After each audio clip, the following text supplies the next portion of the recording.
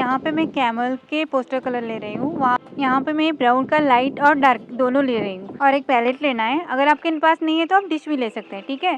तो ये लाइट और डार्क हमें लाइटनेस और डार्कनेस को दिखाने के लिए, मतलब वैल्यूज़ की वेरिएशन दिखाने के लिए मैं यहाँ पे यूज़ कर रही हूँ।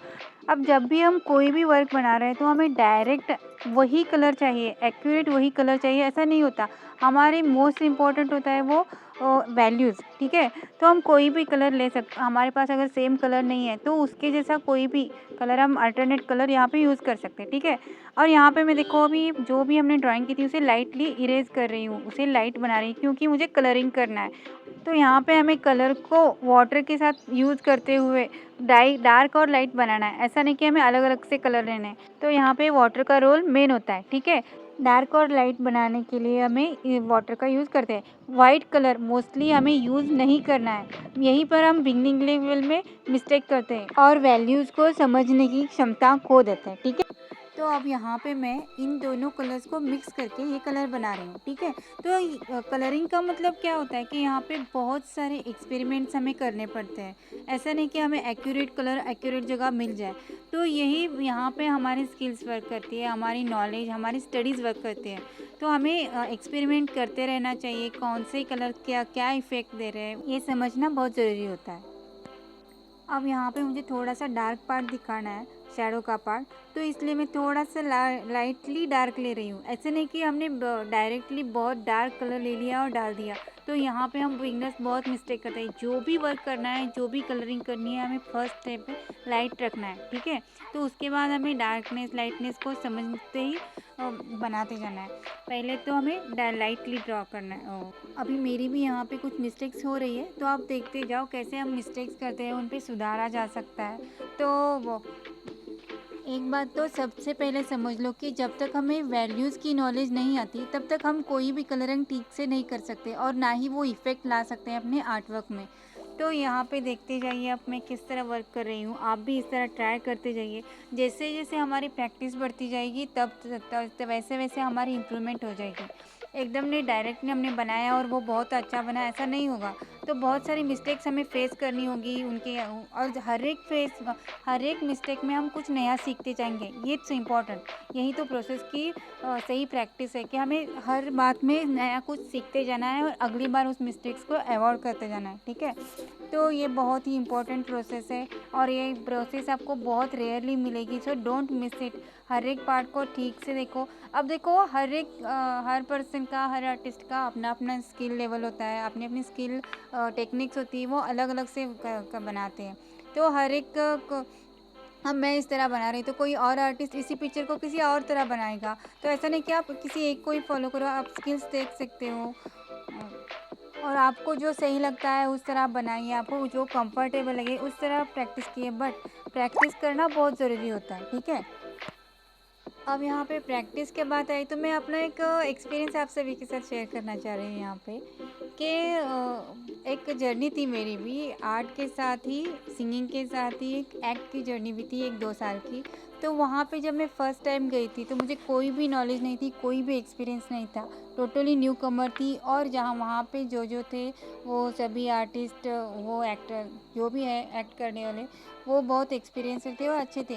तो मुझे कुछ भी समझ नहीं आया। और फर्स्ट टाइम में क्या हुआ कि मेरा एक छोटा सा रोल था और मुझे वो एक छोटा सा उसमें मुझे गुस्सा दिखाना था। एक्चुअली वो छोटा सा रोल था और गुस्सा दिखाना था और मेरे ने मतलब मुझे वो पार्ट ठीक से नहीं आ रहा था। वो मैंने ट्राई किया, बहुत बार ट्राई किया, बट वो डायलॉग मुझसे गुस्से में जो रिक्वायरमेंट थी उनकी उस तरह मैं नहीं बना पा रही थी। मतलब वो अंदर से जो फीलिंग आनी चाहिए, वो गुस्से वाली फीलिंग मुझ में नहीं आ रही थी क्योंकि मेरा नेचर वैसे नहीं है। तो क्या हुआ बहुत से और जब जब टीचर ने एक बार गुस्से से कहा कि मतलब नहीं तुम नहीं ठीक से नहीं कर रही हो स्मिता, तो थोड़ा अंदर से समझो, उस डायलॉग को समझो, उस रोल को समझो, तब जाके तुम्हें वो फीलिंग आएगी। तो मैंने भी देखा, हाँ ठीक है, मैंने ट्राई किया बहुत बार, डिसअपॉइंट हुई, कभी कभी लगा कि मुझे छोड़ दो, मुझे किस लिए चाहिए ये सब, मैं एक्ट तो मेरा फील्ड नहीं है तो मैं किस लिए करूँ। तो उतने में क्या हुआ, एक लास्ट ट्राई करके मैंने किया एक 2-3 बार फेल होने के बाद मैंने लास्ट ट्राई के मतलब वो रोल करने के लिए किया, और वहाँ पे क्या हुआ, मुझसे सीनियर्स को 2-3 लड़कियाँ थी जो रोल में हमारे वो उस प्ले में थी। तो वो कुछ तो कुछ फिर अपने आप में बोलने लगी, और मुझे क्या लगा कि वो मुझ पे हँस रही है। तो देखो एक मैजिक मतलब कैसे होता है कि हमारी वर्क कैसे होता है, तो वो कुछ तो बोलने लगी, तो मैं मुझे क्या लगा कि वो मेरे बारे में बोल रही है, मेरे बारे में कुछ तो बता रही है। तो मुझे क्या हुआ पता नहीं, एक्चुअली मेरा जो भी वो जो डायलॉग था ना, वो उन दोनों का जो वो बोल रही है, तो मुझे लगा कि नहीं मुझे कर दिखाना है, बस कर दिखाना है। मुझे मेरे अंदर से वो आया कि नहीं ये मुझ पे हंस रही है ना, तो मुझे करके ही दिखाना है, करके ही, ये ही वर्ड है ना बहुत हमें कॉन्फिडेंस देता है। तो करके ही दिखाना है, तो मैं कर दिया, और उन दोनों का जो गुस्सा था ना, उसे मेरे डायरेक्टली उस पूरे रोल पे उतार दिया। जो भी एक वो मतलब जानता राजा मतलब शिवाजी से रिलेटेड कोई सीन था, रोल था, और उसमें शिवाजी राजे पे गुस्सा निकालना था, आदिल शाही बड़ी बेगम का वो रोल था, और वो मुझे गुस्सा निकालना था, तो वो गुस्सा नहीं आ रहा था, और जो गुस्सा निकाला तो ऐसा मैजिक हुआ कि रोल सभी को पसंद आया। वो बहुत एक्ट इतनी अच्छी रही, और सभी ने क्लैप किया, तो मुझे वो एक्सपीरियंस बहुत ही अमेजिंग रहा। और उसके बाद क्या हुआ, ये बात रही मतलब प्रैक्टिस, अब बात कर रहे थे प्रैक्टिस, तो एक बार करके मैंने छोड़ दिया, और अगले 2-3 बार मैं नहीं गई। तो 2-3 बार जाने के बाद वो उसकी प्रैक्टिस करनी, तो फिर से वही हाल कि वो नहीं आ रहा था, तो फिर से मैंने रिपीट में किया, वो गुस्सा लाया, वो एक्ट किया, तो ऐसे लगातार 10-15 दिन करती रही। तो मुझे लगा कि अब लास्ट में थोड़ा अच्छा लग रहा, तो ठीक है, मुझे लग रहा था कि अब कर रही हूँ अच्छा, तो किस लिए चाहिए प्रैक्टिस। बट जब स्टेज पे जब एक्ट था उस वक्त जब किया, तो वो फर्स्ट रोल एक्ट और जो 15th डे का एक्ट था, इन दोनों में लॉट्स ऑफ डिफरेंस था, और ये सब हुआ सिर्फ प्रैक्टिस की वजह से। 2-3 घंटा हम प्रैक्टिस करते थे, बस छोटा सा डायलॉग था, पर उसकी प्रैक्टिस बार बार करते रहे, तो वो प्रैक्टिस की वजह से वो लास्ट है। अगर कोई मुझे लास्ट डे डायरेक्टली कहा कि नहीं जब जा स्टेज पे जाओ और बोल के आते, तो मुझसे क्या हो पाता, नहीं। तो ये सब था प्रैक्टिस की वजह से हुआ। और अगले दिन जब मैंने स्कूल में जाके टीचर से कहा कि आपने वो मेरा प्ले था ऐसे देखा देखा क्या, तो टीचर ने भी कहा बहुत अच्छा रहा, तुमने बहुत सहज एक्ट की। मतलब वो सहज वर्ड मेरे लिए बहुत ही इम्पोर्टेंट रहा उस वक्त। सहज का मीनिंग तो उस वक्त मैं नहीं समझ पाई, बट सहज मतलब प्रैक्टिकल डायरेक्टली एक रेगुलर नॉर्मल एक्ट, तो जैसे हम रेगुलर में रहते हैं उस तरह का एक्ट हुआ, और वो जो एक्ट की फीलिंग थी, वो जो फील था रेगुलर एक्ट का, वो आया था प्रैक्टिस की वजह से। तो वैसे ही सेम आर्ट में भी है, मैंने फील किया कि डायरेक्टली हम कोई पेंटिंग वगैरह हो आर्ट वगैरह बनाने जाते हैं, तो उस तरह हमें वो फील नहीं आता। बट जब हम प्रैक्टिस करते तो हर एक बार हर एक न्यू पेंटिंग में हर एक न्यू आर्ट में हम कुछ नए नए मिस्टेक्स समझते जाते हैं, और हमें कुछ आइडिया भी आता जाता है कि हाँ ये 2 कलर मिक्स करेंगे तो इस तरह का इफेक्ट दिखेगा, इनमें थोड़ा वाटर मिक्स करें तो ये लाइट होगा, इसमें थोड़ा डार्क करेंगे तो डार्क वगैरह बनेगा। तो इस तरह के एक्सपीरियंस हमें आते जाते हैं, और ये सब होता है एक्सपेरिमेंट्स की वजह से।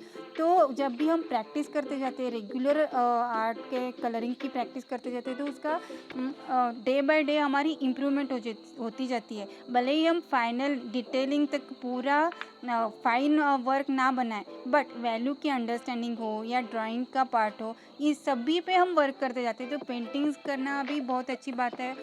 अगर हम टास्क ले लो, एक 2-3 घंटे में मुझे पेंटिंग हो या जो ये वर्क कंप्लीट करना है, मतलब कंप्लीट करना है, तो हम टास्क लेके करते हैं, तो हमें एक टाइम मैनेजमेंट का आइडिया भी आ जाता है। तो 3 घंटे में इतना बनाया, तो हाँ बस 3 घंटे टाइमर लगा के हम बनाएंगे, तो वो सेट हो जाएगा और बना पाएंगे, वरना वो रह जाएगा, पीछे छूट गया तो छूट ही जाता है। तो इस तरह देखो आप, मैं यहाँ पे डार्क वैल्यूज़ ये शैडो का पार्ट किस तरह डाल रही हूँ, इसे समझो। अगर आप भी मेरे साथ कर रहे हो तो आप भी इन कलर इस तरह कलर्स लेके इसकी मिक्सिंग करो, समझो, खुद से समझो और बनाते जाओ।